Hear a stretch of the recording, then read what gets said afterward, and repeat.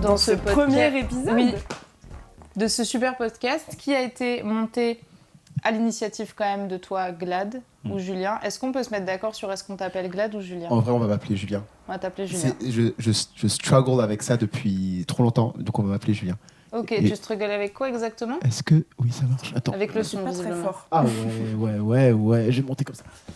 Je struggle dans le fait où je sais jamais si je dois me présenter en tant que Glad ou Julien. Dès qu'on va dire Julien, soyons un peu intimes. Ok, ce sera peut-être la première question du coup, parce que je trouve ça hyper intéressant. Soyons cosy. Grave.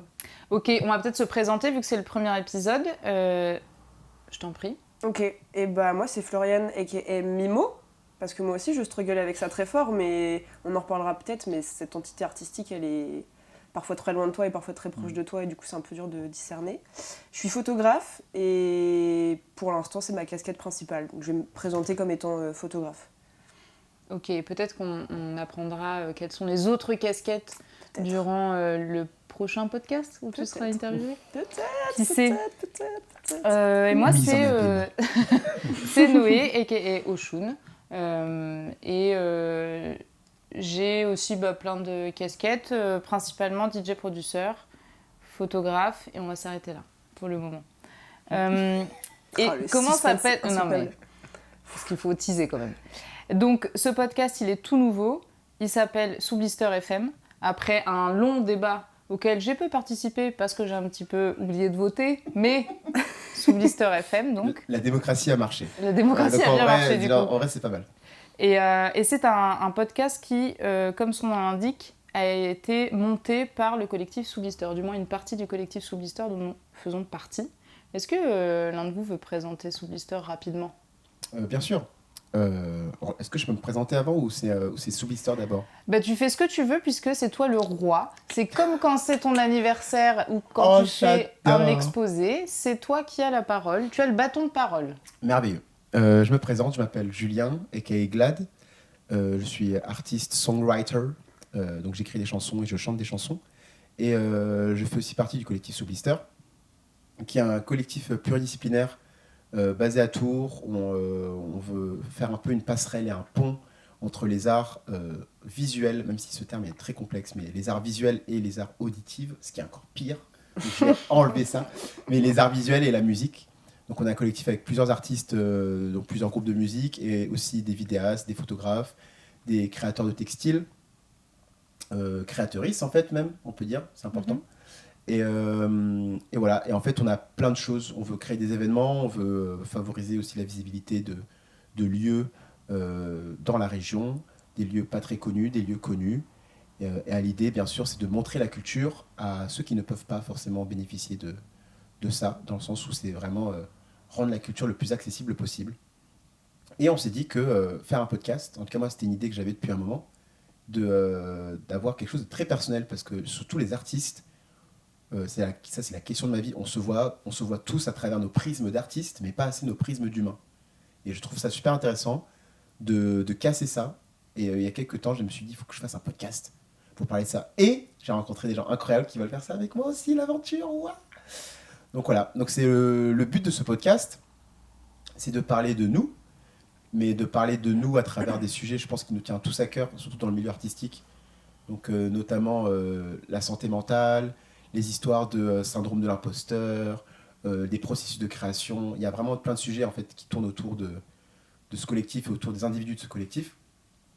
Et je vais beaucoup parler, je sens.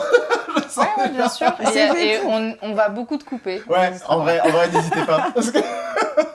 Mais moi, j'aimerais rebondir tout de suite sur... on va rentrer dans le vif du sujet, puisque, donc, comme tu l'as si bien présenté, l'idée de ce podcast, c'est d'aborder notamment les questions de santé mentale et au travers de qu'est-ce que c'est qu'être un artiste et qu'est-ce que c'est que d'avoir une identité artistique, qui est quelque chose d'assez particulier. Je vais pas utiliser le terme schizophrénique, même si je pense qu'il parle à plein de gens, Mais parce que c'est vrai que je l'ai pas précisé dans les 1000 casquettes, mais je suis aussi psychologue et donc moi j'aime pas trop les. Oui, bah. Je rajoute un chapeau à la chapelle t'as bien rituelle. raison. Elle a une Et collection de t'es sympa, on aurait dit un casquettes. tribord un peu. Ouais, je sais pas, j'ai fait direct, ça m'a inspiré J'aime bien. un tribord. Et donc je vais pas utiliser ce terme-là, mais je pense qu'il parle à plein de gens. L'idée c'est de dire que c'est compliqué d'avoir plusieurs identités, et notamment une identité qui est très publique, qui est une vitrine, et une identité qui est beaucoup plus intime, qui est celle du personnel, quoi, du cachet. Et tu l'abordais très bien en disant comment je m'appelle, comment je me présente. Puisque donc tes deux identités, on est d'accord que c'est Julien et Glad. Tout à fait. C'est quoi la différence entre Julien et Glad ? En vrai, la différence, c'est se place vraiment dans les personnes à qui je parle, et je pense que l'intimité de la personne à qui je parle. Et je pense que c'est un...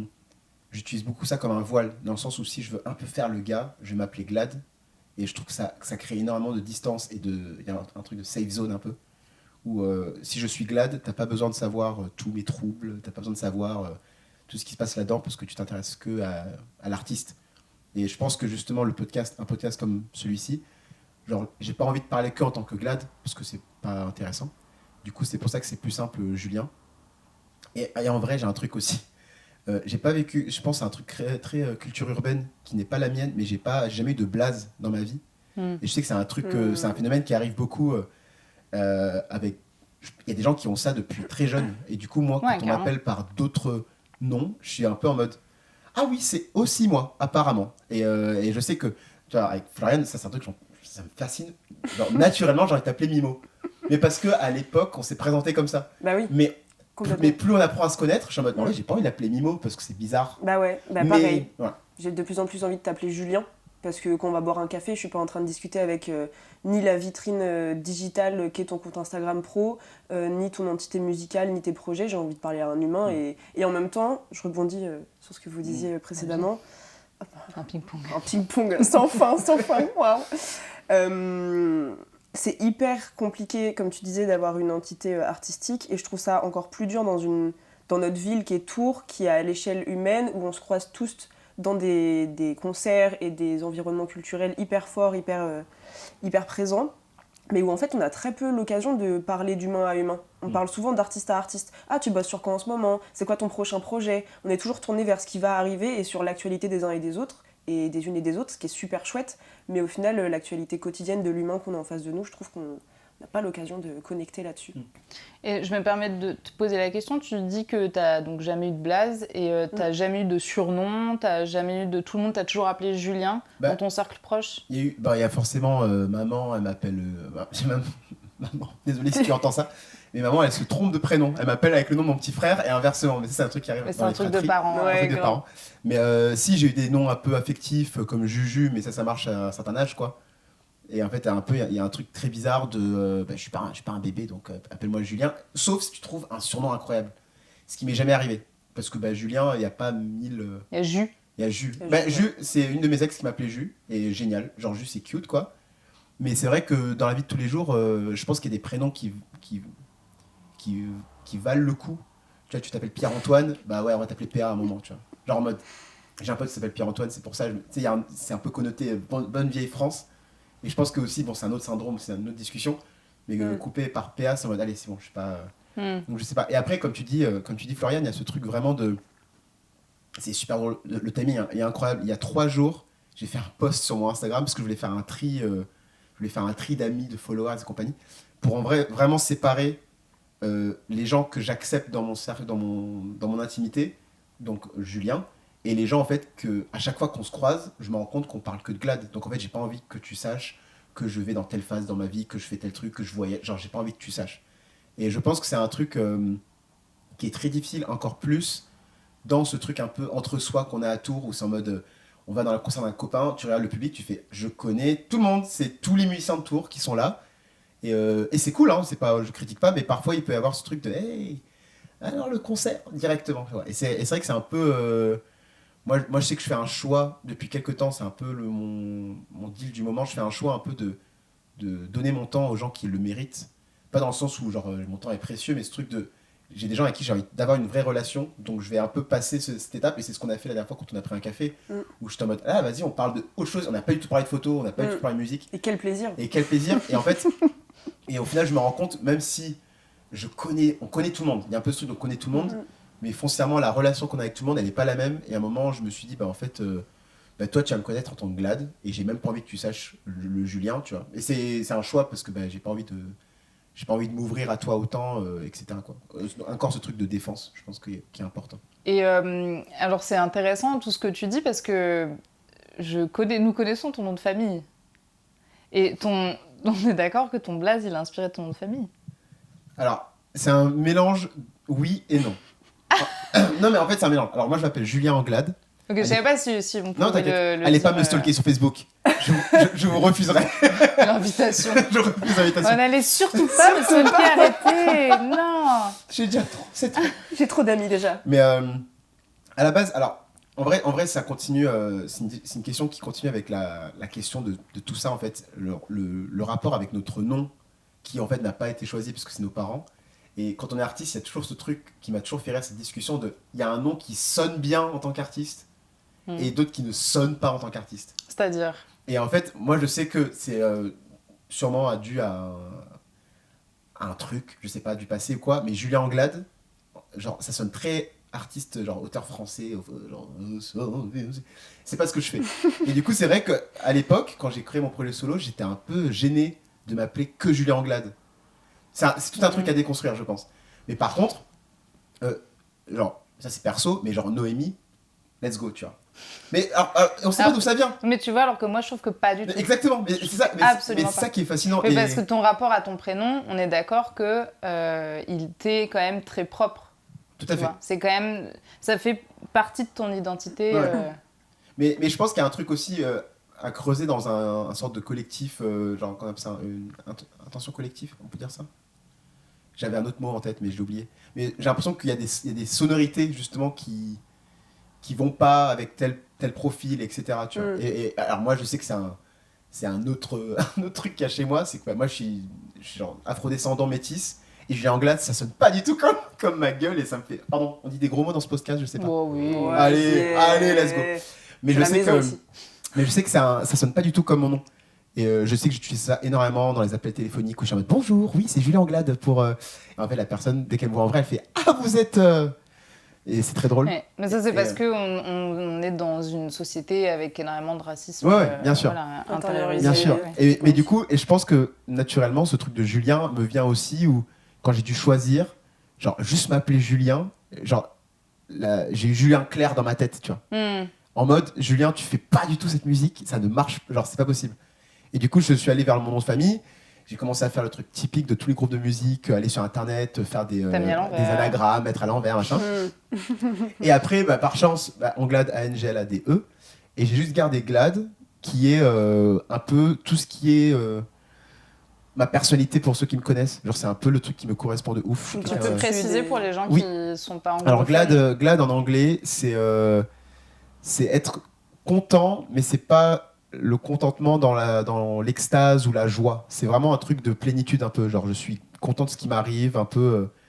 voilà, il y a un truc très... Contentement, je pense, c'est un peu la meilleure traduction. Je crois que souvent, c'est traduit par ravi. Et parfois, ça peut être utilisé comme ravi aussi. Dès que je suis ravi de la vie, je suis ravi de vous rencontrer, ravi de tout ça. Et ça a percuté, le mélange des deux, j'ai fait waouh, j'aime bien. Genre, j'aime bien. Et limite, je vais dire ça d'abord, plutôt que dire je me suis inspiré de mon nom de famille. Parce que dans la tête, je suis en mode... C'est pas que je veux effacer, mais il y a un peu un truc de je veux m'éloigner un peu quand même pour diviser vraiment. Et la complexité aussi, c'est quand tu as plusieurs groupes. Moi, je sais que c'est un peu un autre struggle. T'as combien de projets là j'ai principalement les Lehman Brothers, qui est un groupe qui est connu maintenant à l'échelle européenne, où je suis aussi chanteur lead.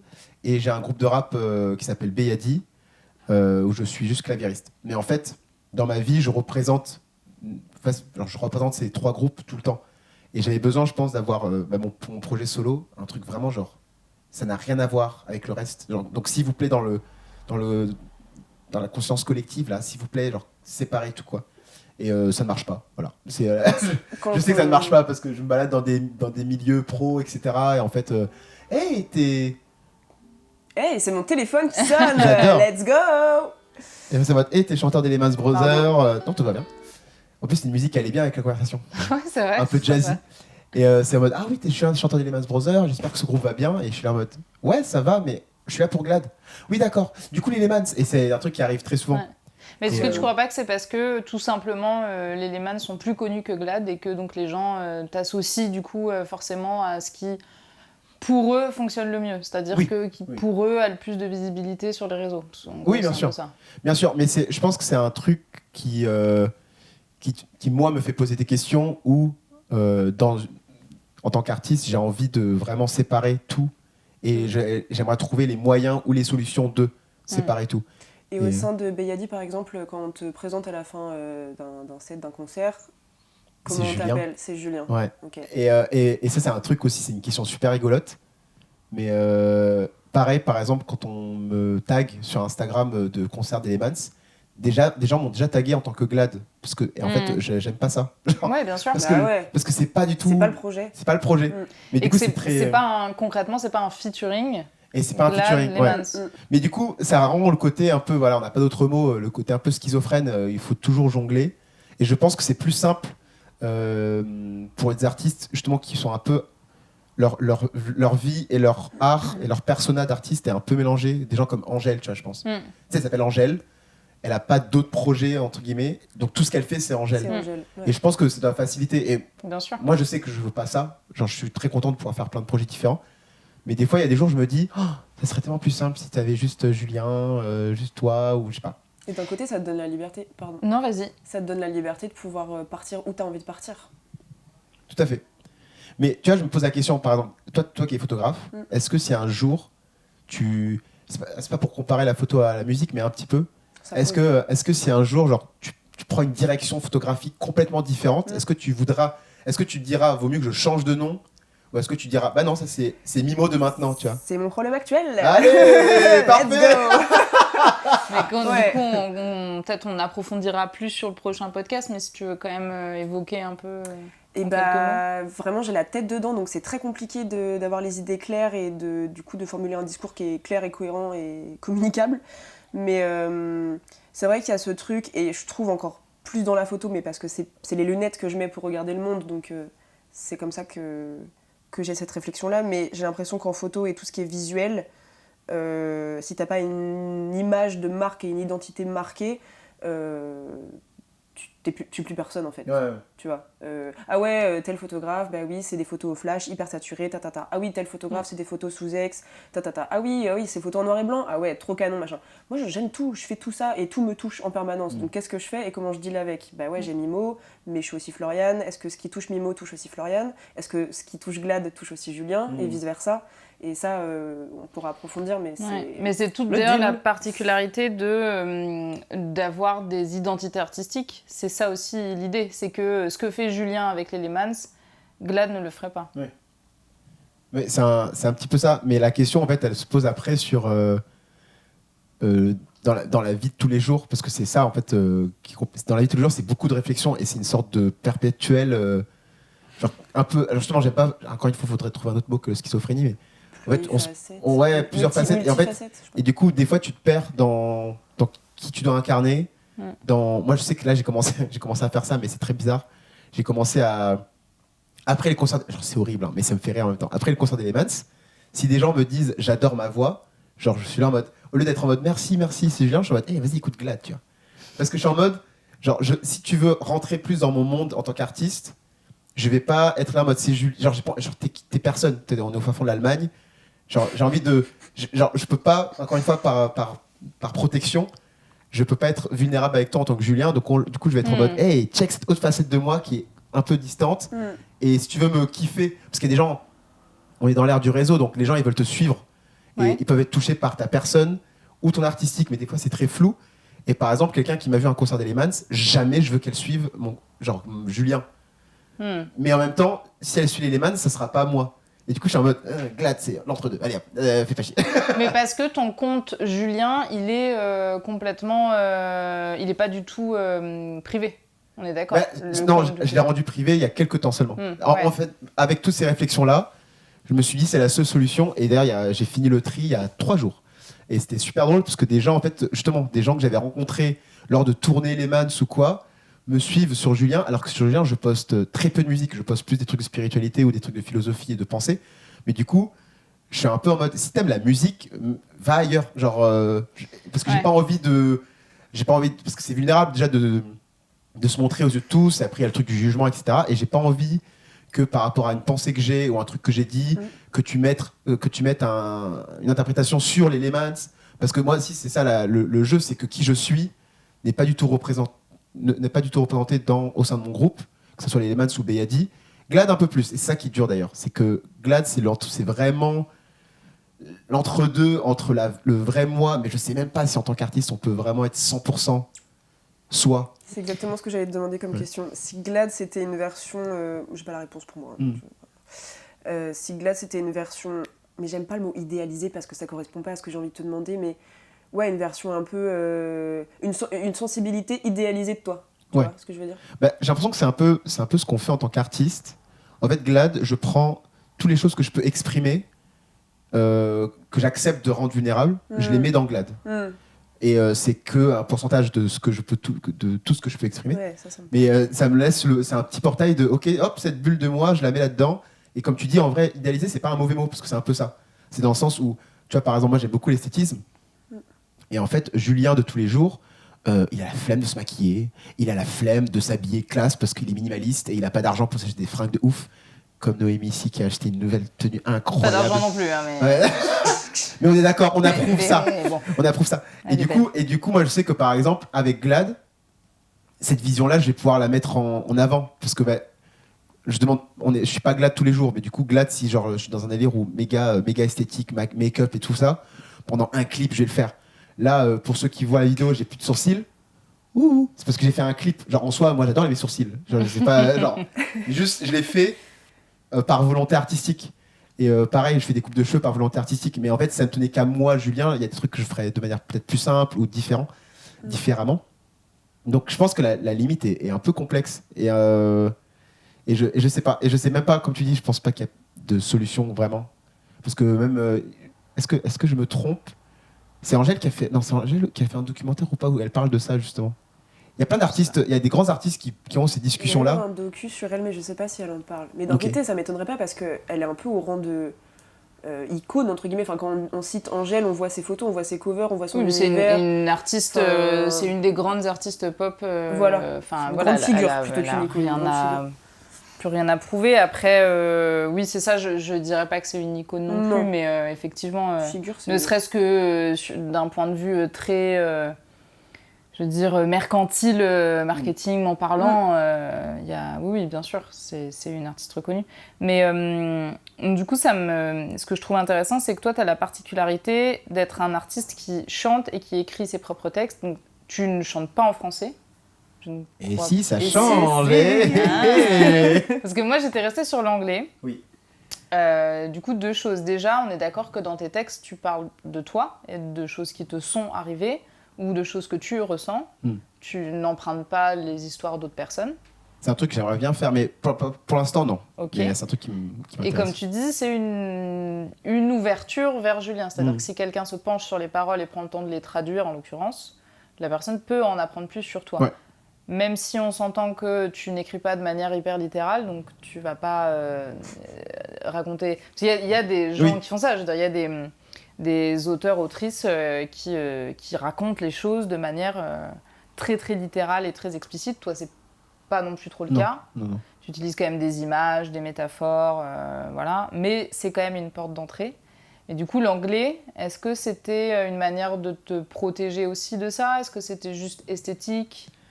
Pas du tout. Le truc avec l'anglais, ça c'est dû à mon vécu, mais on va pas parler de tout mon vécu parce que ça va être méga long.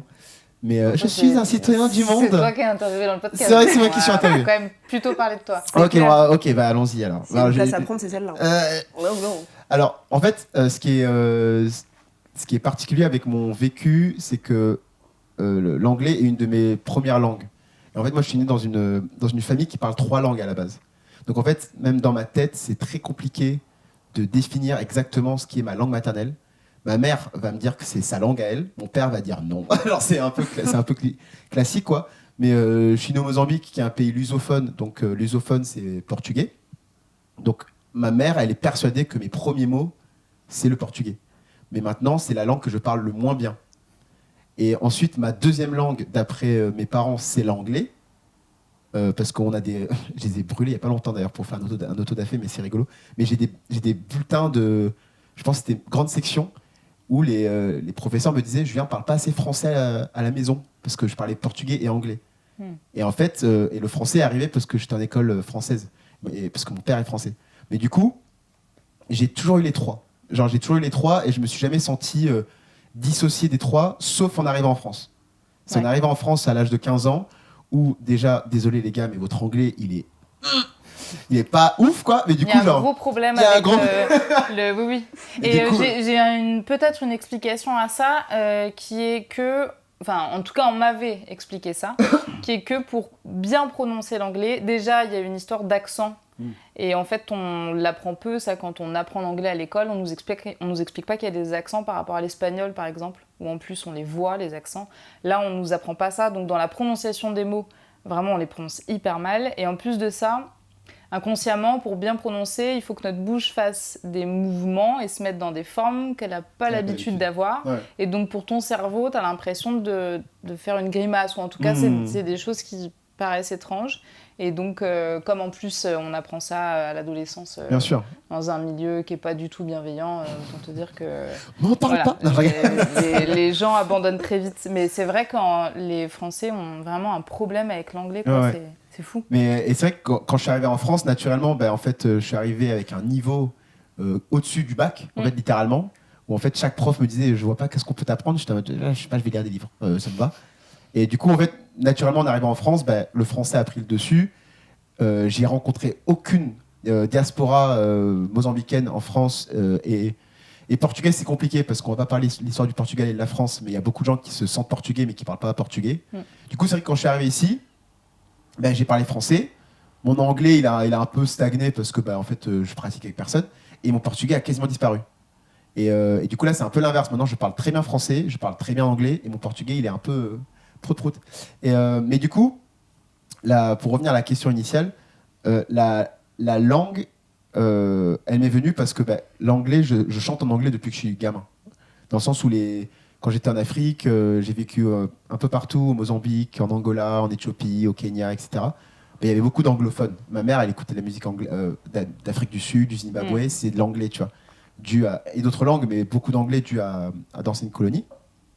Et du coup, naturellement, moi, quand je chante, genre les mots que je vais utiliser ou les sons, et on parlait des formes de bouche, etc., ça va être plus proche de l'anglais ou de musique ou de langue bantou, zoulou, ou etc., que du français. Et en fait, il a fallu juste un peu de temps. Et je pense que ça c'est un truc, c'est une discussion super intéressante aussi, la langue française avec le patrimoine musical de cette langue. C'est un peu dur de se mettre dedans, on a un peu le truc de syndrome de l'imposteur, etc. Ça m'a pris un peu de temps, mais en fait, moi, je ne suis pas contre, dans le sens où si la musique... Moi, je suis quelqu'un j'aime bien me dire, si la musique veut que ce soit en français, je vais pas... Tu vas plus t'attacher à la musicalité de ce que tu vas dire, et donc tu pourrais, par exemple, alors je pense à... Quel artiste fait ça La Chica, qui mélange de l'espagnol et de l'anglais. Ouais, c'est super. Et toi, tu te verrais du coup mélanger dans un texte, alors peut-être aussi dans un EP, mais dans un texte, les trois langues, qui sont en fait d'ailleurs tes trois langues maternelles. Tu disais tout à l'heure, je sais pas quelle est ma langue maternelle, mais tu peux avoir plusieurs langues maternelles. Le truc, c'est que, genre, je connais pas la définition exacte, mais moi je pensais que la langue maternelle, c'était vraiment la langue dans laquelle tu dis tes premiers mots. Mais faudrait chercher la définition exacte, mais j'aurais plutôt tendance à penser que c'est là où les langues dans lesquelles tu commences à apprendre à parler et à communiquer avec les autres. Et donc, en fait, un enfant qui va naître dans une famille où un des deux parents parle, ou une personne très proche du noyau familial va parler français et l'autre personne va parler une autre langue, cette personne va être bilingue de manière assez... dès la toute petite enfance. En général, en plus, chaque personne parle sa langue à l'enfant. Ouais. Donc il y a un espèce de jeu qui se fait comme ça, et c'est d'ailleurs ce qui permet à Ouais. l'enfant de mieux retenir les langues. Mais je pense que c'est exactement ce qui s'est passé où mon père me parlait français, ma mère me parlait portugais et vu que le premier pays que j'ai fait quand j'étais tout petit c'était le Kenya, où c'est très anglophone. Donc en fait la télé c'était l'anglais, dehors c'était l'anglais. Donc en fait je me suis pris les trois à la fois. Mais c'est vrai que maintenant, tu parlais de...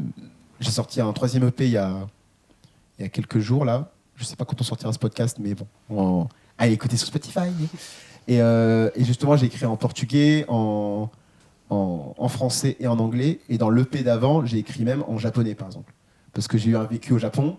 C'est une langue qui me plaît et j'ai commencé à l'étudier à une époque. Après, j'ai arrêté parce que je suis en France et ça sert à rien d'apprendre le japonais si t'es pas au Japon, tout simplement. Et en fait, juste, il y a un truc naturel où je me suis dit, tu crées une chanson, il y a un truc qui t'inspire. Et le truc, moi, j'aime beaucoup l'idée de réceptacle de l'inspiration, tu vois. Bon, c'est pour parler du sujet un peu spirituel, etc., qui me tient à cœur. Mais c'est le truc un peu genre, pour moi, l'art en général et les artistes, on est juste des réceptacles d'un gros truc, tu vois. Et moi, c'est comme ça que je vois l'art. Et en fait, la raison pourquoi tel artiste va toucher plus quelqu'un, j'ai l'impression que c'est quand l'artiste, il a compris comment être le parfait réceptacle de cette inspiration. Moi, c'est comme ça que je vois ma vision des choses. Et du coup, quand j'ai des inspirations qui me viennent, j'essaye de très vite enlever les censures qu'on peut avoir. Justement, des censures qui peuvent être stylistiques, en mode Julien, tu fais telle musique, donc tu fais pas une autre, ou les censures de langue. Et c'est pour ça que des fois, il y a une musique qui s'appelle Hari de mon 2e EP. Hari qui veut dire aiguille, et c'est une musique où je parle de tatouage, et je parle aussi de donner son corps à l'art. Et la musique, avec le premier couplet que j'ai écrit en anglais, les instrus et tout, j'étais en mode, il faut que je chante en japonais. Genre vraiment, je me suis pas posé la question.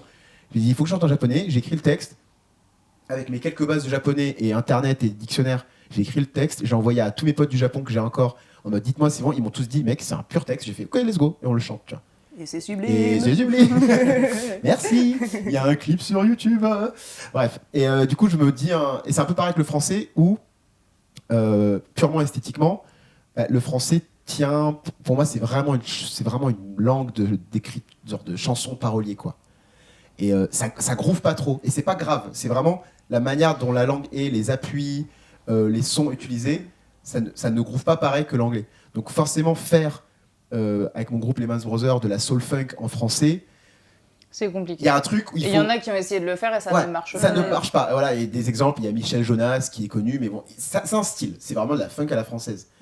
Et c'est pareil avec plein de langues. Là, en ce moment, moi, je suis un grand fan de hip-hop et je suis toujours intéressé comment cette culture hip-hop qui est à la base vraiment afro-américaine, comment elle a transcendé les cultures du monde. Et t'as des gens, ils sont en Thaïlande, ils font du rap thaï, et en fait t'es en mode ah ça marche. Et par contre tu vois une autre langue juste à côté, par exemple la Chine, le rap chinois, alors ça dépend. Ça dépend. Mais des fois le mandarin, t'es en mode c'est dur sur la trappe, tu vois. C'est intéressant, et du coup tu te dis peut-être qu'il faudrait qu'ils inventent leur propre genre. Et moi j'ai un peu ce truc là où en fait les chansons que j'écris en français, elles sont pas. Déjà, je rappe pas en français parce que le rap français, c'est pas mon territoire. Mais du coup, je vais utiliser le français parce que telle chanson, tel mood m'inspire le français et let's go, tu vois. Mais naturellement, dû à ma culture, dû à tout ce que j'écoute, en fait, l'anglais va sortir en premier, quoi. Mais ça dépend. Et du coup, tout à l'heure, tu as parlé du fait que pour toi, un artiste, il est. En tout cas, les artistes sont des espèces de gros réceptacles, pour reprendre tes mots, de tout ce qui se passe à l'extérieur. Et après, toi, en tant qu'artiste, tu redistribues les choses à travers ton propre filtre, en fait. Et donc, Glad, c'est un filtre. Et du coup, ce serait quel type de filtre ? Donc, concrètement, c'est quoi la DA de Glad ? C'est quoi Glad ? C'est qui Glad ? Parce que, tu vois, on a beaucoup parlé de Julien, et la personne de Julien est hyper intéressante. Mais si Glad existe, c'est qu'il a un intérêt aussi. Du coup, c'est qui Glad ? Ouais. Alors Glad, c'est quelqu'un qui veut embellir, qui veut embellir la vie. Moi, c'est comme ça que je définis Glad. En gros, c'est j'écris sur plein de choses différentes et je considère ma philosophie à travers Glad, c'est que je considère que le beau est partout. Le beau dans sa vie, dans ce qui est objectif du beau, quoi. Donc en fait, je vais parler autant de brisqueur, d'amour suprême, d'amitié, de dépression, mais je veux toujours rendre ça beau, dans le sens où je considère que la vie entière mérite d'être célébrée, mérite d'être chantée. Et c'est pour ça que, par exemple, genre, j'ai aucun problème avec ces gens-là, mais je suis pas un fan de chanter Happy Life tout le temps, tu vois. Genre, et c'est un truc que je fais beaucoup avec les Lehman Brothers, parce que c'est de la funk. Donc on va chanter Shake That Booty, c'est samedi soir, on bouge ses fesses, hey, oh, c'est la fête. Ok, un moment cool, mais la vie, c'est pas ça. La vie, c'est... Mais par contre, ça veut pas dire que je vais être dans la vibe Lana Del Rey, où quand on va mal, on est genre... Et Lana, je t'adore, hein. Si un jour t'écoutes ce podcast... Lana, on t'aime, grave. Lana, on t'aime grave, mais genre, je trouve que des fois, justement, en fait, les moments super happy sont trop mis en happy time, et les moments super dark sont trop mis en genre, c'est le bout. Et moi, genre, dans ma vie, c'est parce que ma vie a été comme ça, j'ai toujours su trouver une lumière, j'ai toujours su trouver une lumière dans le sombre et du dark dans la lumière, tu vois. Et en fait, Glad, c'est pour ça que je parle d'une chanson que j'adore qui s'appelle Mist. Elle parle du manque quand mon meilleur ami Alvin Amaezo est parti de Tours, et c'est mon meilleur ami depuis que je suis en France. Et en fait, vu avec mon vécu, j'ai vraiment un passé très... le gars, il change de pays tous les 3-4 ans, etc. Et genre, je souffre énormément avec la notion de la maison. Tu vois, c'est quoi l'ancrage, tu vois. Le foyer, Le foyer, tu vois. Mm. Et du coup, très vite, en faisant beaucoup de thérapie, etc., je me suis rendu compte que l'idée, surtout avec mon vécu, l'idée d'avoir un foyer géographique, c'est peut-être une utopie, en fait, parce que j'ai peut-être pas ça en moi. Par contre, je peux le trouver ailleurs, et je peux le trouver notamment dans des relations très fortes. Et Alvin, c'était un peu un pilier. Il est vivant, hein, je vous rassure. C'est vrai que ça a commencé quand t'as dit... Et j'ai cru que t'allais dire qu'il était mort. Je me suis dit, mais je crois pas qu'il soit décédé, parce que je l'ai croisé il y a pas longtemps. Alvin, La dinguerie, lâchée. Ouais, c'est ça. Non, mais du coup, il y a ce truc un peu genre de... Alvin, c'est un pilier, ça a été un pilier de ma vie. Et en fait, quand il est parti, naturellement, cette chanson Mist est sortie. Et vraiment, elle est sortie d'une manière... Je me suis mis sur un piano, j'ai fait 3 accords, c'était les bons, et ils sont enregistrés. Et la mélodie est venue, quoi. C'est vraiment un truc, et moi j'adore, ça m'arrive, je compose pas tout comme ça, mais pour Glad, je fais en sorte que les musiques que je choisis soient composées comme ça. C'est des espèces d'épiphanie. Épiphanie, ouais. Et ce truc encore de réceptacle. Genre, si je me suis mis à un piano à ce moment-là, et que cette mélodie est venue, si tu la captures pas, t'as raté quelque chose. Est-ce que du coup c'est lié un peu à une notion de destin peut-être pas de destin, mais d'un instant T donné où c'est maintenant, ça sort maintenant, parce que ça doit. Ouais, en fait, ça doit sortir. Et c'est encore une fois ce truc de réceptacle où les artistes, on est censé capturer des choses et les montrer au public parce que la plupart des gens qui ne sont pas artistes n'ont pas forcément le regard artistique ou l'œil pour voir ces choses-là. Et du coup, nous, on est un peu l'intermédiaire pour leur faire ressentir ces choses-là, tu vois. Et du coup, cette chanson du manque, je parle de mon pote que j'aime, mais la chanson, elle est un peu aigre-doux, quoi. C'est pas genre triste, parce qu'au final, genre, encore une fois, il est pas mort. Donc c'est pas triste. Et alors, maintenant, on est voisins, parce que la vie a fait qu'on se retrouve, et c'est cool. Mais c'est ce moment de se dire, je me rends compte que ton départ me fait sentir quelque chose que je ne pensais pas ressentir. Donc c'est pas mauvais, parce que ça fait mal, mais en même temps, c'est aussi la preuve que je t'aime énormément, tu vois. Et j'aime beaucoup ce truc un peu dichotomique de genre la vie, c'est jamais tout noir et c'est jamais tout blanc. Et j'aime bien, et c'est pour ça que Glad, il y a un truc très mystique où dans les chansons, genre c'est un petit peu, on sait jamais trop. Et moi, je me rends compte quand je suis en concert, les gens ils savent pas trop s'ils doivent être en mode, ou genre, du coup, genre moi j'adore, mon dernier concert que j'ai fait c'est à Orléans à l'Astrolabe.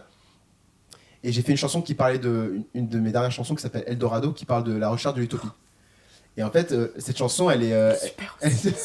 Cette EP est super. Merci beaucoup.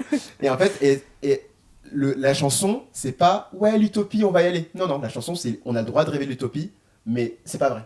Genre, faut se rappeler à l'évidence que... et ce truc, ce dicton classique de c'est quoi, c'est l'enfer est pavé de bonnes intentions. Ouais. Dans le sens où la plupart des récits utopiques qu'on a connus, moi je suis pas sûr que je veux, tu vois. Et en fait, c'est intéressant toujours ce truc des deux, où c'est en mode sourions des choses qui peuvent être douloureuses et pleurons des choses qui peuvent être aussi bien, tu vois. Et c'est intéressant que tu aies cette vision-là de l'un, parce que justement, tu vois, tu prenais... Lana Del Rey, c'est un excellent exemple de ça, où elle est vraiment... Et en même temps, c'est sa DA et c'est son univers, et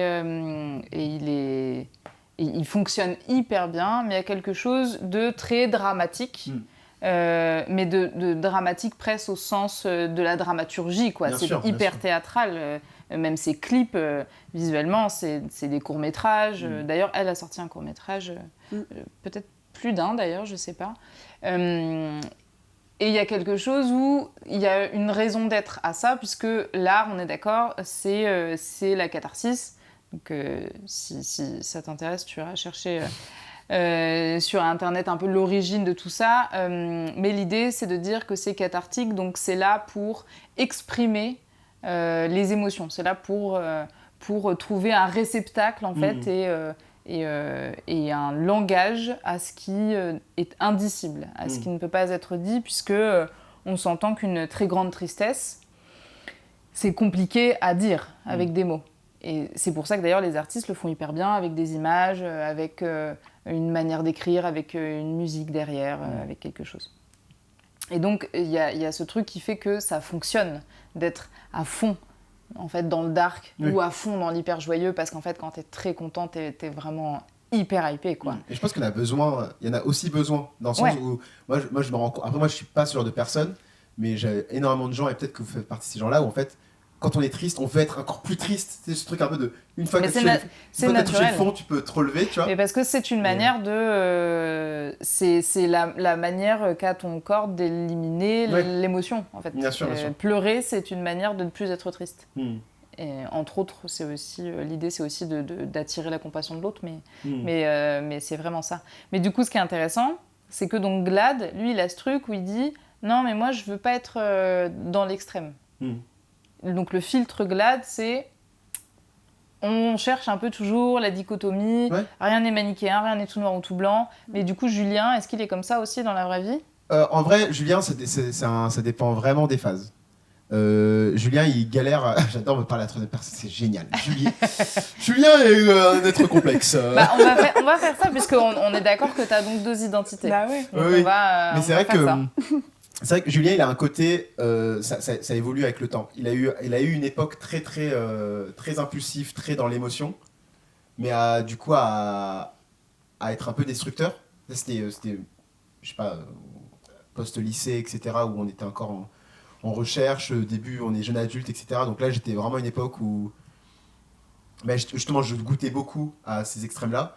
Moi, un de mes groupes préférés, et encore aujourd'hui, c'est Linkin Park, tu vois.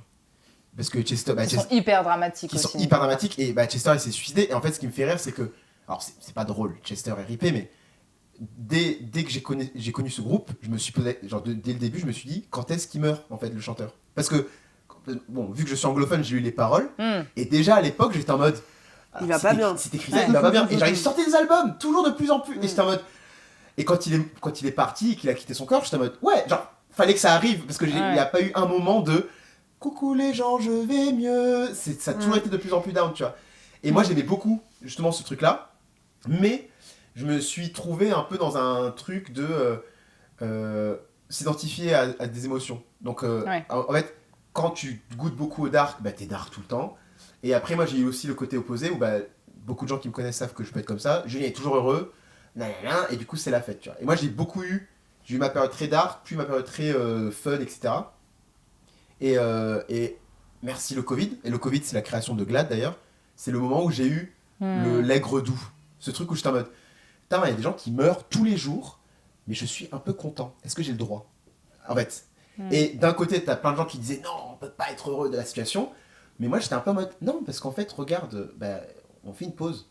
Il y a des gens qui étaient à deux doigts du burn-out, ils font une pause. T'as des gens qui avaient pas le temps pour s'occuper de leur famille, là, ils peuvent. Par contre, d'un autre côté, oui, t'as des gens qui se divorcent, voilà, il y a les deux. Et ce moment-là, vraiment, genre, c'est pour ça que j'ai créé Glad d'ailleurs, parce que du coup, Glad dans le sens ravi, c'est aussi ce truc de accueillir un peu les deux en étant ravi. Genre, je suis autant ravi d'être triste que ravi d'être content. Et j'aime beaucoup ce truc de, sans aller dans la dramaturgie d'un extrême ou d'un autre, juste les deux valent le coup d'être vécu pleinement. Genre, soit triste et soit content d'être triste, et soit heureux et soit content d'être heureux. Parce qu'au final, les deux vont arriver, tu vois. Et du coup, depuis Glad, t'as l'impression que tu gères mieux les émotions, que ça t'a un peu aidé, sans forcément parler de quelque chose de thérapeutique, parce que le mot est fort, mais Mais en même temps, dans l'art, il y a un peu de l'autothérapie. Et donc donc, la réinvention. Oui, ouais. Et donc, tu as l'impression que du coup, GLAD, ça t'a... en fait, paradoxalement, ce filtre, il te protège aussi du monde extérieur et de tout ce qui peut arriver tout le temps et qu'il faut traiter, et qui va se transformer en émotion, et qu'il va falloir gérer. Bah, c'est un peu la... C'est ce qui est drôle, c'est que du coup, t'as bien raison, et grâce à GLAD, bah, la limite entre Julien et GLAD, en fait, elle est tout le temps genre, un peu floutée, quoi. Parce que d'un côté, ce que j'exprime à travers GLAD, c'est des choses que je peux exprimer que avec GLAD, mais c'est des choses que Julien veut exprimer, mais il n'y a pas d'autre groupe pour le faire, parce que, bah, encore une fois, les Elements, c'est funky, c'est de la funk triste, on n'en veut pas, en fait. Moi, je suis dance floor, j'ai pas envie de parler de... Ça serait tellement chambé. Mais ça serait très... Ouais, en vrai, ça... J'aimerais beaucoup. J'aimerais Pleurer beaucoup et de la danser. funk, drama de ouf. J'adorerais. Putain, il y a un style à inventer, vas-y. Mais voilà, et d'un côté, ce truc de... naturellement, depuis que je suis dans ce processus un peu d'accepter ces deux-là, il y a un autre type de musique qui ressort aussi, naturellement. Et d'où la création de GLAD, où j'étais en mode... en fait, là... parce que justement, en fait, mon premier EP, c'est plein de réflexions sur la vie, et ce truc un peu de dichotomie, etc. Et je m'étais posé la question, avec quel groupe je vais jouer ces chansons ? Et j'en avais pas. Parce que genre les chansons elles sont trop deep pour les Lemans, elles sont trop... Et du coup et à l'époque j'avais aussi un groupe qui s'appelait Chéline, un collectif, pareil où en fait c'est un collectif de plusieurs chanteurs, donc c'est très dur de leur demander d'incarner quelque chose qui est personnel. Donc je te mode, bon vas-y on va créer un truc, et ça sera un peu le petit bébé où tu pourras mettre vraiment ta vie. Et encore une fois c'est ce qui est bizarre, parce qu'en même temps c'est pas ta vie, le truc un peu alter ego, mais en même temps ça fait du bien. Et du coup GLAD progresse avec Julien. Alors que potentiellement, un autre groupe, c'est un peu figé dans le temps ou dans une esthétique, alors que là, si GLAD, il veut faire la techno, parce que j'ai envie de faire la techno, bah, il fera de la techno parce que c'est le mood du moment. Il est resté tac de ce truc-là, qui est différent de ce qu'il faisait avant, et il n'y a aucun souci, tu vois. Et Donc, du coup, ça te donnerait pas envie, on a abordé la question un peu tout à l'heure avec ce que tu disais, qui était hyper intéressante d'ailleurs, Floriane, tu n'aurais pas envie de dire, bah là, j'ai envie de faire un projet drum and bass, à fond. Tu le fais sous le nom de GLAD, ou tu te dis non, je prends un autre nom parce que j'ai envie que ce soit un autre univers, ou alors tu te dis non, c'est tout ce qui est de l'ordre de l'artistique qui m'est propre, c'est GLAD, donc peu importe la couleur, c'est moi qui peins le tableau, quoi. bah, ça, c'est la question que je te posais aussi, Floriane, c'est en fait, moi, ce que je veux, c'est ça, mais après, vu qu'on est dans un monde capitaliste, bah, on rentre dans les questions de l'industrie, du marketing... Et du coup, ça, c'est des questions que j'ai pas envie de me poser. Mais, en tout cas, pas tout de suite. Mais dans le sens où là, dans mon ordi, j'ai un EP de folk. Mais en fait, ça fait 3 ans que je peux le jouer. Hein. Mais en fait, bah, en termes de booking, c'est relou. Vu qu'en ce moment, je travaille avec une amie qui est ma manageuse, Anaïs, elle est en mode là, je te vends comme ça. Genre, déjà que ta musique est perturbante parce que...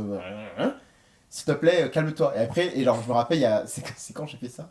C'est au mois de juillet, j'ai fait un concert en première partie de Sulka, qui est un autre artiste tourangeau qui fait de la pop, hyper pop, pop urbaine.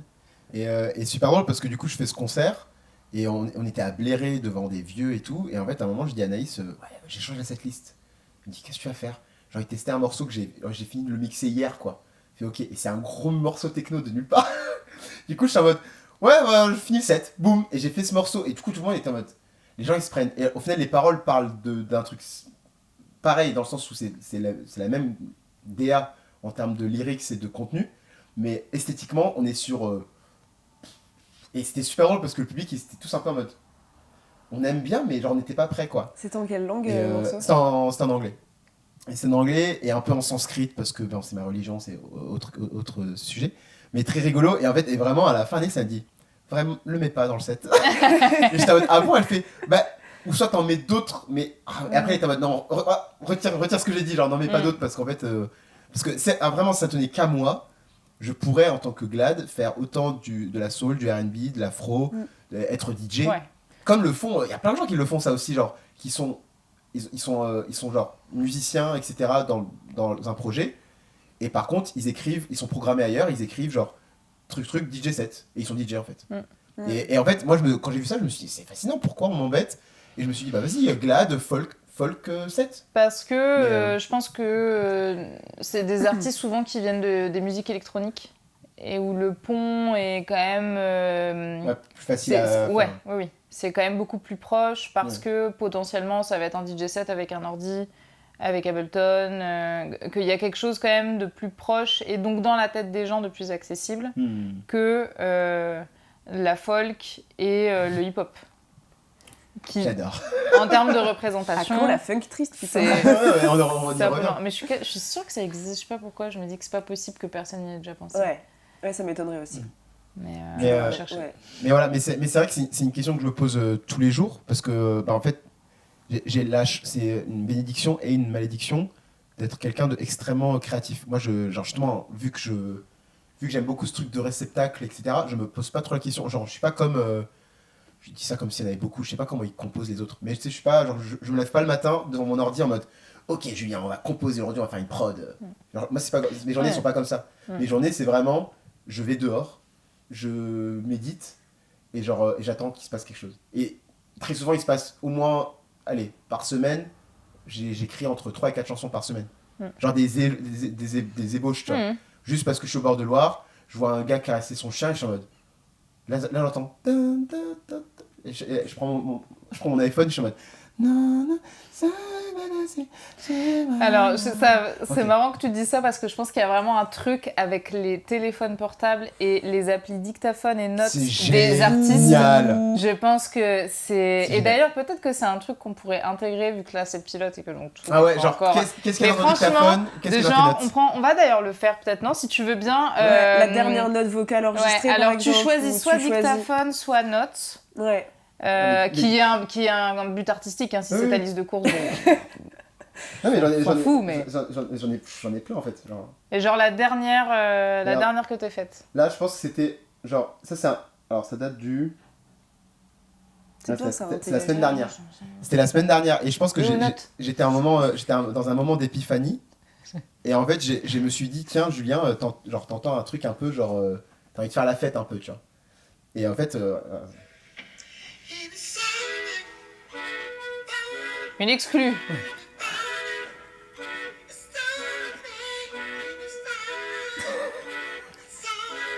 Et voilà. C'est à ça que ça ressemble à un tube de Glad. Voilà, ça commence comme ça, il n'y a pas de parole, il y a juste... Ouais, bah oui, mais parce que souvent ça ressemble à ça au début. Bien sûr. C'est des notes, voilà, quand... Enfin, moi je sais que j'écris aussi, c'est un bloubi-boulga de notes où franchement, si la personne n'a pas le truc en tête, ça n'a aucun sens. Un test pour des photos, c'est pareil, ça va être vraiment un truc où, vu de l'extérieur, la personne est genre, mais tu vas faire quelque chose de ça? Et pour peu que tu laisses la note mourir dans ton téléphone pendant quelques mois, voire des années, et qu'après tu retombes dessus, t'es là, waouh, je vais essayer de me parler à mon moi du passé, mais qu'est-ce que j'ai voulu dire à ce moment-là, c'est obscur. Et parfois, tu t'en souviens, et là... Et puis des fois, tu t'en souviens et tu te dis c'était nul. Oui, aussi, beaucoup. Moi, ça m'arrive énormément. Moi, je fais ça une fois par mois. Un épisode sur les projets avortés. Oh ouais, moi c'est un truc qui m'arrive très souvent, genre sur mon Ableton, genre je pense une fois par mois, je réécoute tous mes projets Ableton. Et genre vraiment, encore une fois, je garde la première intention. Donc si je vois que ça va nulle part, supprime. J'ai un côté vraiment genre...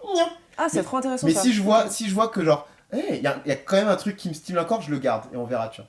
Et après, c'est mon côté aussi minimaliste où genre, moi j'aime bien vider le verre pour pouvoir le remplir. Oui, toi tu n'as pas de difficulté à supprimer parce il existe des producteurs dont je fais partie qui gardent parce qu'ils se disent non mais là ça me parle pas, mais ça se trouve dans 5 ans. Qui sait? Donc, mais 5 ans, moi, c'est long. Je garde tout. Parce que moi, ce que je me dis, c'est que dans 5 ans, t'es une nouvelle personne quand même. Mais justement, imagine, ça me parle pas aujourd'hui. Mais après, voilà, on monte avec ce mindset du verre rempli, tu vois. Où je suis en mode, dans 5 ans, genre, si le verre il est pas vide, tu peux pas le remplir de 5 ans de nouvelles expériences. Parce que t'es encore en mode sur ce truc de j'ai cette prod peut-être qu'un jour. Ouais, mais c'est une longue histoire. Et j'avais 2 questions en tête, mais d'ailleurs n'hésite pas si tu en as qui te viennent aussi à me couper. Ouais, non, mais la première, elle est très basique, mais on a parlé tout à l'heure du coup de Glad, d'où ça vient le nom Glad. Et moi j'ai une question parce qu'il y a des points. En fait, si tu ne sais pas, c'est pas GLAD attaché, c'est G.L.A.D. Oui. Point. Mais je me suis toujours demandé pourquoi. Et pourquoi les majuscules aussi? En plus, Ah oui, bah tiens, voilà. Hein? Et pourquoi une typo plutôt Arial, j'ai l'impression. en plus, ce qui me fait rire, c'est que c'est la pire erreur de ma vie. Ah, Non, alors moi j'adore, mais dans le en sens termes de où... référencement. Enfin ouais, Ouais. l'algorithme déteste. Ah. Alors en fait... J'aime bien aussi la pire erreur de ma vie. Ah Allez Non mais parce que je parlons sentais un que peu c'était une histoire d'algorithme. Parce qu'en général, quand c'est... ouais. Ouais. Je vivais un peu le même... on en parlera plus tard, mais c'est très rigolo. Et en fait, l'histoire, elle est très bête, mais en même temps, c'est très rigolo. Mais quand j'étais au lycée, en première, j'ai eu un rêve très très bizarre où je me suis vu pour la première fois avec des tatouages. Et j'avais un seul tatouage, et c'est les 3 petits points que j'ai sur le front là. Et en fait, dans mon rêve, j'étais en mode, ah, c'est moi du futur. Genre. Et maintenant, quand je vois des photos de moi sans ces 3 petits points, je suis en mode, bizarre, tu vois. Et en fait, dans Glad, il y a 3 petits points parce que c'est pour représenter ce truc qui, pour moi, fait partie de moi. J'ai beaucoup de trucs avec le symbole 3, la Trinité, bref, il y a plein de trucs avec le 3. D'accord. Et je voulais l'incorporer d'une manière. Et j'aime beaucoup, il y a des artistes qui arrivent à graphiser, ça se dit pas, mais à rendre graphique leur nom. Tu vois, je sais que par exemple, un groupe de Tours qui n'existe plus, qui s'appelait Assad, les A, c'était des V, c'était à l'envers, je trouve ça super stylé. Moi, j'avais hésité à faire ça avec Glad aussi. Il y a 2 écoles avec ça, hein, parce que j'ai vraiment appelé Black Six Lack pendant très longtemps. Donc, c'était pas du tout cool et j'avais pas compris, moi. Donc, voilà. Pardon, Internet. Ouais, j'ai fait la même boulette aussi. T'as mis des points où? Non, mais moi, c'est Mimo-for real. Ah, mais le for real, qui pue la merde, là, qui pue le caca. On m'a déjà appelé, c'est for real, putain, c'est quoi son blaze? For real. on regarde pas Mimo du coup. Bah, chiant du coup, mec. Chiant. Donc, bref, je comprends aussi ça. Et pareil, truc de référencement. Mais après, il y a la volonté, encore une fois, alors moi je sais que quand j'ai eu ce nom d'artiste, même je suis très content avec Glad, j'aime bien comment ça sonne, mais on rentre dans l'aspect, moi vu que mes médiums premiers c'est la musique et la danse, je suis pas danseur mais je suis très corporel comme humain, et genre j'ai toujours, j'ai une jalousie pour les gens comme vous, qui ont un sens du visuel, et en fait, quand je vois des gens qui arrivent à rendre graphique des choses, donc les logos, je suis fasciné par la taf incroyable. Et vu que je viens de Linkin Park, à l'époque, j'ai une partie de moi qui est très dark metal et tout, même si on dirait pas dans la musique que je fais, mais j'adore les musiques un peu extrêmes. Et à chaque fois, je suis en mode, dans le nom même du groupe, il y a la typo est dedans. Et ça me fascine parce que moi, genre, là, je suis là, bon, Glad, on va dans les polices, Times New Roman, Arial, et c'est bof. Mais en même temps, le taf que c'est de créer une typo, c'est autre chose. Et moi, j'ai toujours été fasciné. Et je me suis dit, vas-y, si je rajoute des points, un jour, on pourra faire quelque chose avec. Bah, en fait, non, parce qu'Internet n'aime pas ça. C'est stylé de pouvoir les relier aux 3 points que t'as, tu vois. Mais ouais, à la base, ça venait de là. L'idée, elle est là. Mais bon, mais du coup... Et ça mériterait pas d'embaucher quelqu'un qui te fait une charte graphique Mais oui, mais Noé, l'argent pour ça. Oui, non, mais c'est d'accord, j'entends bien. Mais grâce à ce podcast... Mais bien sûr, grâce à ce podcast. Avec Glad, en tout cas, je peux parler de choses très personnelles et j'ai pas besoin d'avoir l'amont de mes collègues de groupe de musique. Est-ce que vous êtes d'accord que je parle de ça? Parce que vous êtes quand même... Voilà, là, c'est moi. Ni de t'excuser, au final. Ni de m'excuser, tu vois. Et des fois, et c'est pour ça que j'accepte de faire des chansons... tu vois, alors, une chanson que j'adore, là, Maya, il y a plein de gens qui pensent que c'est une chanson sur une meuf.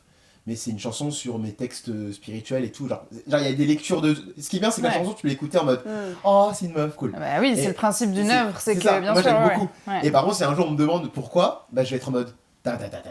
Et les gens vont me dire, ouais, c'est chelou comme. Genre, pourquoi t'écris sur ça? Je suis en mode, bah, en fait, c'est ma vie. Déjà, c'est ma vie. Et il fallait que ça sorte. Alors, on revient à ce truc de réceptacle. Et de catharsis aussi. Et il n'y a aucune raison que parce que c'est bizarre.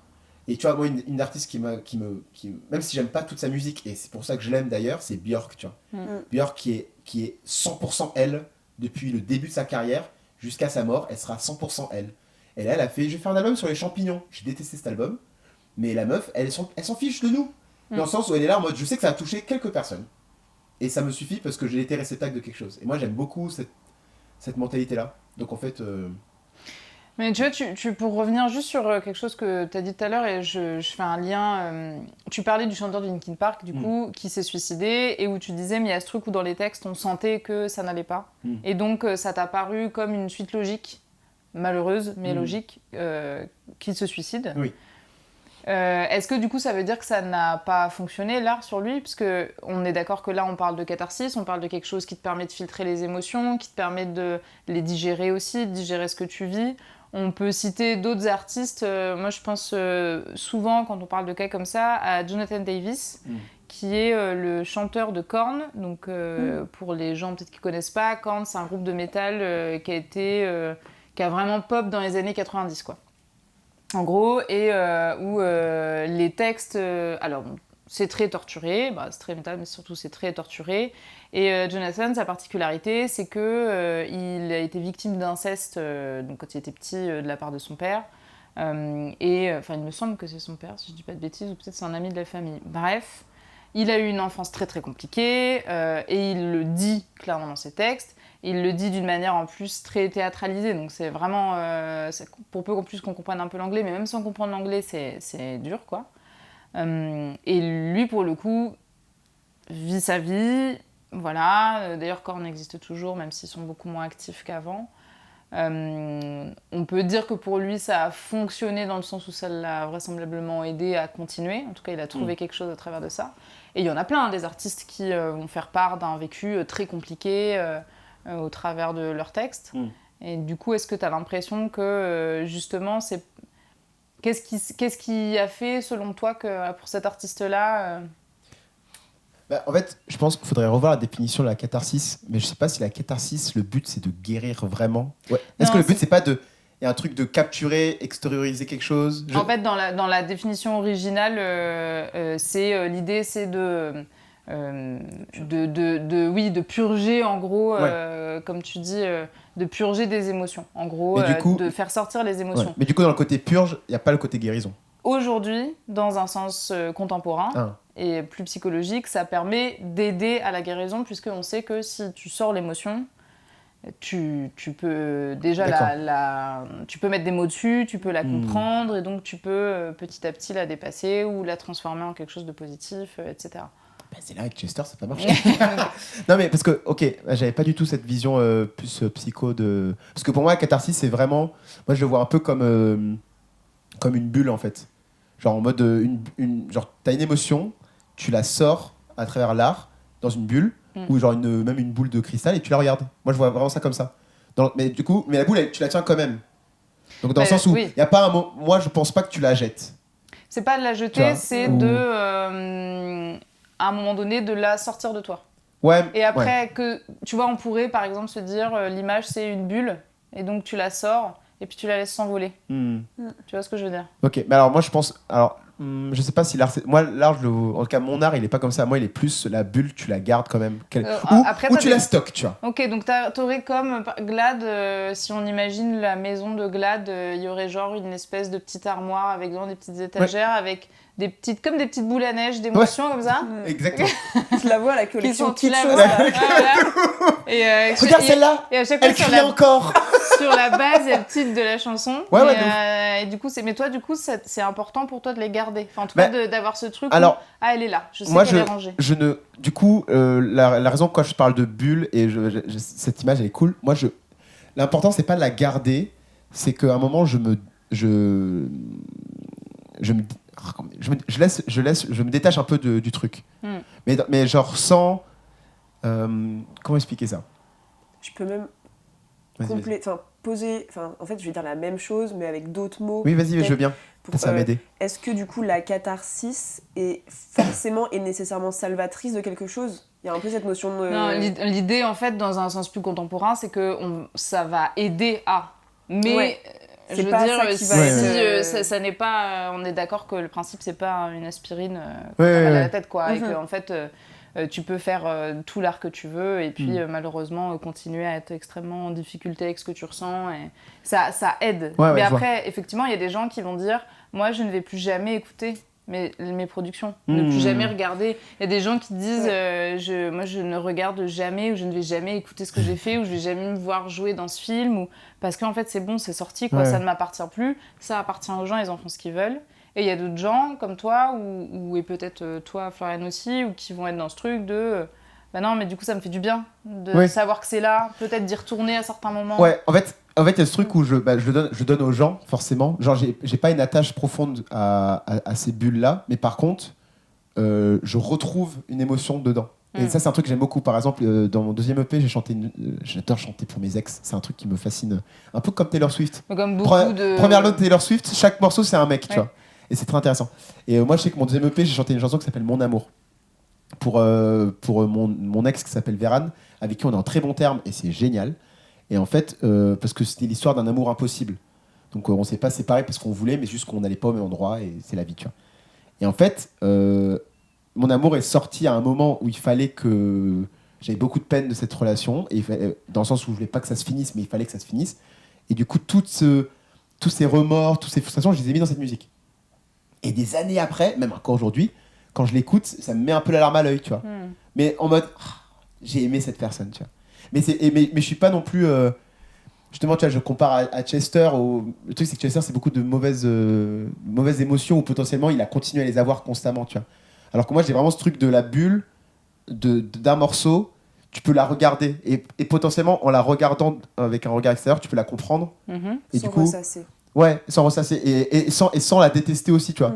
Et tu peux juste accepter de oui, j'ai aimé, oui, j'ai détesté, oui, j'étais triste.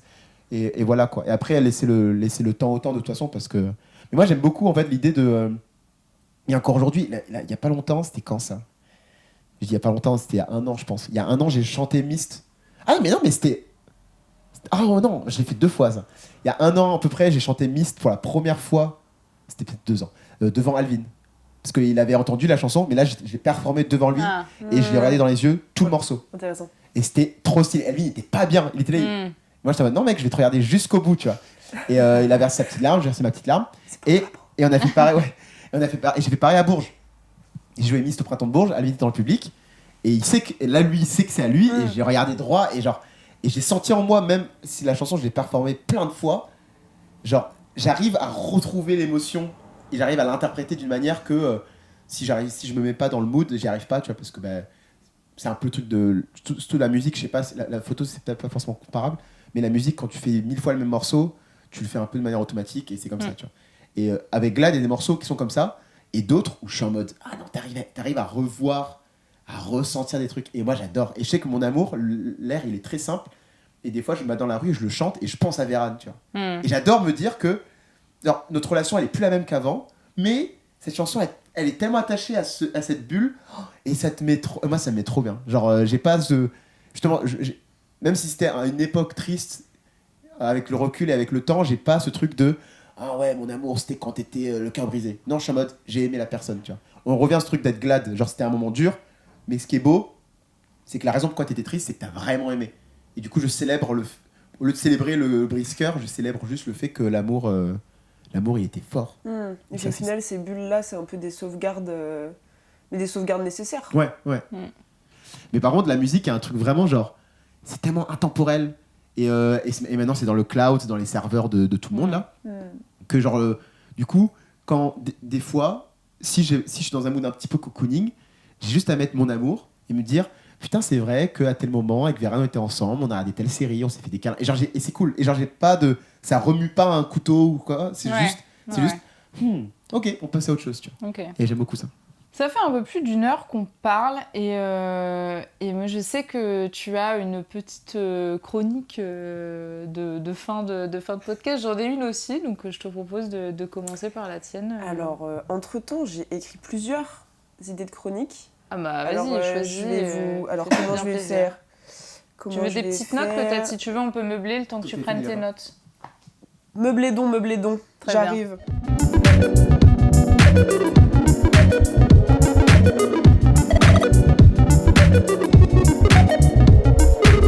Bah, du coup, je vais commencer par ce que j'avais en tête.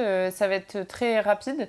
On fait donc partie, puisque toi aussi, du collectif Sous Blister. Moi, l'expression Sous Blister, elle me parle beaucoup parce qu'elle me rappelle des objets très précieux et que je trouve qu'elle donne un côté hyper poétique au plastique, qui est un objet qui est vraiment pas noble, et je trouve que ça lui donne beaucoup de noblesse.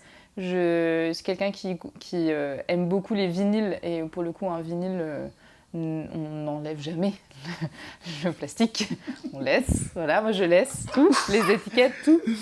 Voilà, et aussi, moi, ça me rappelle beaucoup les jouets, et notamment les jouets de quand j'étais petite, et vraiment tout type de jouets, y compris les jouets qu'on achète au supermarché. Le jouet en bois hyper Qui sont stylé, made in China.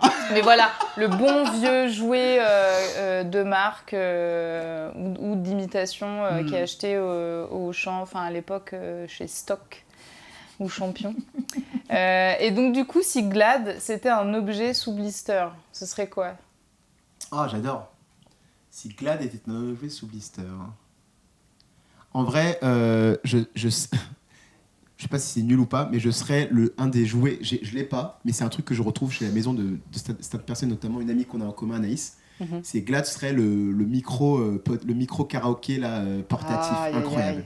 Ça régale. J'adore. Et je me dis ça, régale. parce qu'il est quand même quali celui-là, mais je me dis on peut le découler en des trucs moins chers, plus de plastique ou pas, mais ce truc de donner le potentiel à quelqu'un de très jeune d'entendre sa voix à travers un micro, Et faut noter parce que du coup nous on a bien la ref, mais si tu nous écoutes ou que tu nous regardes et que tu n'as pas la ref, c'est vraiment les micros. Alors on en trouve pas mal à Action, donc qui a un effet micro amplificateur et avec des petites options, donc t'as de la reverb, délai, voix aiguë, voix grave, et il y a vraiment ce truc de il y a un côté un peu... En plus, on l'a fait ça. Ouais, parce qu'à la pendaison de Crémaillère, on a vraiment fait chaque fois que je peux, j'adore faire ça. On a fait les vieux présentateurs de fêtes foraines, de trucs comme ça. Et moi, j'adorerais faire du doublage. Ouais, mais voilà. Et moi, je trouve que c'est un truc... alors ça, c'est la raison pourquoi, c'est que moi, j'ai vraiment une relation très forte avec ma voix. Et forte, on peut en parler parce que j'ai vu beaucoup de fois que l'enregistrement a saturé. Il faut que je fasse attention. Mais voilà, mais j'aime beaucoup ma voix et j'aime beaucoup la voix en général comme instrument. Et je trouve que c'est quelque chose qui est un peu sacralisé d'un côté, mais du mauvais sens, parce que je trouve que la voix est sacrée. Mais je trouve qu'on chante pas assez, les gens ont peur de chanter. Alors que la voix, c'est tellement... On l'a tous, c'est le seul instrument, t'as pas besoin de payer quoi que ce soit pour l'avoir. Et je trouve qu'on peut tous chanter. Et moi, mon rêve, c'est d'avoir une chorale de 1000 personnes. Donc, en fait, s'il vous plaît, chantez les gens. Et je me dis, avoir un jouet comme ça, que tu donnes à un gamin ou à une gamine de 6 ans, en mode, ouais, vas-y, fais-le.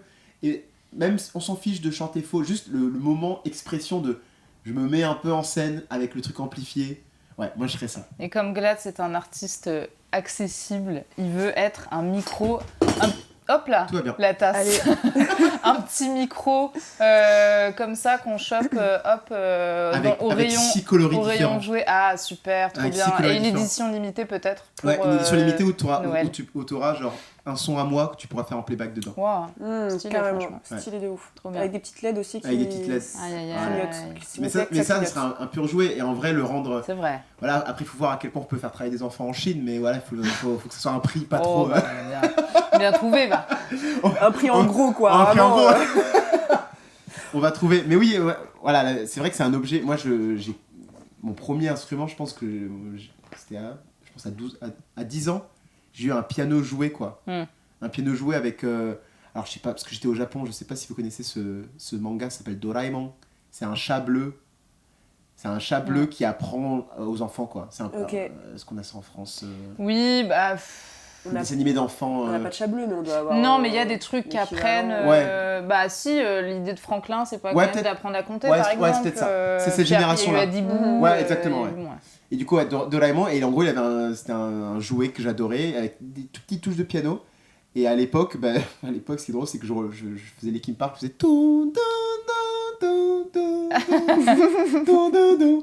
Et j'étais en mode, waouh, trop bien, Doraemon.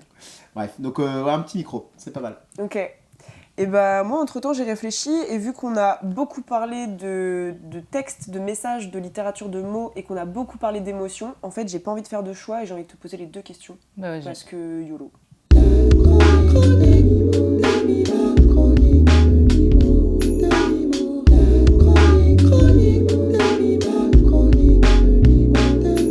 Tu veux commencer par les mots ou par l'émotion ? L'émotion. L'émotion ? Ouais. Du coup, j'ai envie de te demander ton émotion dominante en ce moment. Comment tu la vis ? Comment tu la traverses ? quelles lunettes elle met sur tes yeux pour voir la vie, et si t'as des tips pour bien vivre cette émotion et kiffer son émotion, quoi. Ouais. Alors en ce moment, je suis dans un... quel mot? Alors, il faudrait... vu qu'il y a beaucoup d'émotions, il faut que je trouve le mot qui résume un peu tout. J'emmènerai une petite fiche avec météo des émotions intérieures. Ouais. En fait, J'y penserai la prochaine fois. Je suis assez nuageux en ce moment. Non, mais en fait, il y a un truc très... j'ai envie de me faire du bien, mais dans un truc où... En fait, j'ai envie de m'auto-récompenser. Je sais pas comment m'exprimer ça. Prendre soin. C'est un peu self-love. Ça peut, hein. C'est un peu self-love, ça mais... ça, non, mais du coup, c'est que... Genre, c'est terrible, on n'a pas ce mot en français. Non, mais j'allais dire, tu peux le dire dans une autre langue. Bah ouais, carrément. Pire, Ouais. tu Mais peux le dire en self-love. anglais et on trouvera une espèce d'équivalence. Self-love, de amour-propre. Ouais, c'est ça, mais ça ne... Ouais. Voilà, mais je suis un peu dans l'amour-propre où on est en fin d'année, on est dans cette période de cette saison très cocooning que j'adore. Et c'est une saison qui fait vraiment du bien quand tu sens que tu as beaucoup fait cette année. Et en fait, là, j'ai sorti un EP il y a 3 jours et c'était un peu le dernier gros taf que j'avais à faire. Et du coup, là, je suis dans un mood de waouh, regarde tout ce que tu as fait cette année. Genre, t'as plus rien à faire. Genre, vraiment. C'est la récompense. C'est la récompense, un peu ce truc de vie. Et genre, juste, t'as semé des graines, mais non, juste kiffe. Et t'as plus rien à. Un peu un truc, plus rien à faire. Et j'aime beaucoup vivre mes journées un peu au ralenti, où justement, j'ai pas grand chose à faire, donc j'ai pas mis l'enregistrement, même s'il faut que j'enregistre le jingle de ce podcast. Mais j'ai pas des obligations fortes à faire, et du coup j'aime beaucoup ce truc slow life, de se lever, prendre le temps. Ce matin, c'est ce que j'ai fait. Ce matin, je me suis levé, je me suis fait un chocolat chaud, je me suis mis à la seule fenêtre de mon appartement. C'est vrai que c'est la seule fenêtre, c'est fou ça. Et voilà, et juste voir le temps, et justement être... Moi je suis pas quelqu'un qui fasse sur le temps, qui fasse beau, qui fasse pas beau, moi ça m'est un peu égal, mais juste ce truc de une autre journée, t'es content, t'as rien à faire, il est bon ce chocolat chaud, dis donc. Ok, et, self-love. Ouais, self-love, ce truc, en fait, accepter un peu les petites choses qu'on oublie en fait, surtout avec une vie comme la mienne où on a beaucoup de grandes échéances, tout est très grand, on va en tournée, on fait des trucs, il y a des trucs à enregistrer. Là, juste les petites victoires de la vie alors je me suis réveillé, c'est cool, j'ai mangé, je suis propre, j'ai pris une douche, il est bien fait ce chocolat chaud, bon dosage. J'aime beaucoup ce truc un peu dans les détails, quoi. Savourer les détails, ouais. Et vraiment, moi j'appelle ça slow life en fait. C'est vraiment ce truc de tous les petites choses en fait que tu oublies dans la vie parce que tu es un peu dans le mouvement. Mais là, tu les savoures un peu plus. Ton émotion, c'est la savourance en fait. La savourance. C'est ça que tu... On peut garder ça ou pas? dire. J'aime bien, en vrai j'aime bien. Je savoure chaque instant. Okay. Bien avant que s'éteigne la lumière. Alors on vit chaque jour comme le dernier. Parce qu'on vient de loin. Corneille. Très bien. Et du coup, je rebondis là-dessus pour te demander quels sont les derniers mots qui t'ont touché, en sachant que ça peut être un SMS comme les mots de Corneille. Voilà, alors, on ne sait pas. Un mot de Corneille. Un SMS, en vrai, j'en ai eu un aujourd'hui qui est très très simple. C'est mes parents qui disent on arrive à Tours. Voilà. Pour ceux, alors, je vais pas parler de toute mon histoire, mais je vois mes parents très peu parce qu'ils vivent à l'étranger la plupart du temps. Donc des fois, ça m'arrive de pas les voir pendant 2 ans, des fois 1 an et demi, des fois 3, bref. Et là, ils sont à Tours. Donc en fait, juste un message tout à l'heure de ma mère et mon père qui m'ont dit on est dans le train, on arrive à Tours. Et j'étais en mode ouais, slow life. Du coup, ça va être slow life avec mes parents, on va aller au resto. Et et justement accepter, encore une fois, c'est un peu ce truc de gratitude aussi, de savourance. Savourance, ce truc de vu que moi je vois pas beaucoup mes parents, ça me va, hein, d'ailleurs ça fait longtemps que c'est comme ça et je suis pas en regret, mais du coup les moments où je les vois sont d'une saveur particulière et j'aime beaucoup. Tu vois, t'as envie de dire savourance particulière, tu vois, c'est un mot qui va tenir. On va en faire des t-shirts, le nouveau merch de Soublister, savourance particulière. Ce sera peut-être le titre de cet épisode. Savourance. La savourance. Savourance, c'est un peu comme la puissance de MHD, mais en plus slow life, quoi. En plus slow life. Eh bien, ma foi, j'ai l'impression que c'est la fin de ce premier épisode de podcast qu'on a parlé. Je pense on n'est pas aux 2 heures, mais on n'est pas si loin. On est 1h30 là. On est une bonne heure et demie, je pense. Et c'est bon signe, c'est que du coup ça s'est bien passé. Et est-ce que toi t'as apprécié ce moment déjà, Glad? Bah, Julien. carrément, j'ai apprécié ce moment et c'est Glad, Julien, lequel? Julad. Julien. Non, j'ai apprécié ce moment et je pense que c'est un peu un rêve qui se réalise dans le sens où j'avais un projet de faire ça à une échelle. À la base, je savais pas trop avec qui le faire, mais du coup, je suis rentré dans ce collectif, je vous ai rencontré vous et du coup, c'est un peu... c'est les conversations que j'ai envie d'avoir et je trouve que c'est assez fluide. On a une sacrée équipe. On remercie d'ailleurs Léo parce qu'il est dans l'ombre. On remercie Léo qui nous... l'homme de l'ombre. Qui nous fait la vidéo. Et voilà, on va essayer d'en sortir un maximum. Et le but, c'est vraiment de rencontrer plein de gens au-delà aussi du collectif. On va beaucoup parler des gens du collectif, mais on aimerait bien aussi rencontrer des gens d'ailleurs. Donc, est-ce qu'on fait un moment plug? On se dit, si vous voulez parler dans ce podcast, envoyez-nous un mail. Ouais, alors l'idée, c'est quand même le point commun de toutes ces personnes qu'on va recevoir, c'est quand même d'être artiste. Oui. Peu importe le type d'art, peu importe le niveau, peu importe voilà, l'idée, c'est des gens sensibles. Oui, c'est ça. S'il y a une pratique artistique, voilà, même en cours de professionnalisation, voilà, il n'y a pas besoin que ça fasse 10 ans et de faire des tournées européennes. Il n'y a pas de souci, avec grand plaisir. On va être sur une récurrence d'à peu près 1 tous les mois, si je dis pas de bêtises. C'est ce qu'on s'était dit. C'est ce qu'on s'est dit et ce sera déjà bien assez parce qu'on a tous des vies bien remplies. Touchons du bois de tatami. Voilà. 1 par mois. En tout cas, c'était un vrai plaisir. Toi, Floriane, j'espère que tu as kiffé aussi. J'ai grave kiffé. Moi, c'est le genre d'exercice où je suis si peu à l'aise. Et en fait, vous êtes des mimis et je le savais déjà, donc ça se passe super bien. Ça va se faire. Je suis ravie d'être là. Et en tout cas, merci à toi qui nous a écoutés. J'espère que tu as passé un bon moment. Je fais un petit regard cam pour la fin. J'espère que tu as passé un bon moment. Merci. Et puis, au mois prochain. Au mois prochain, à l'épisode 2. Okay. À l'épisode 2. Sous Blister. Il va le caler.